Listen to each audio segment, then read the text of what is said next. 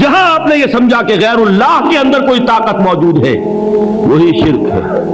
بتوں سے تجھ کو امید ہے، خدا سے نو امیدی، مجھے بتا تو صحیح اور کافری کیا ہے۔ شرک تو یہ ہے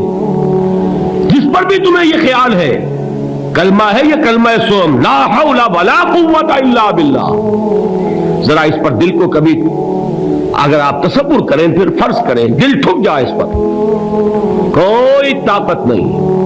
یہی بات تھی جو شیخ عبد القادر جیلانی رحمۃ اللہ علیہ نے اپنی وصیت میں اپنے بچے سے کہی، اے میرے بچے اس حقیقت کو ذہن نشین کر لے، لا فاعل فی الحقیقت ولا مؤثر الا اللہ،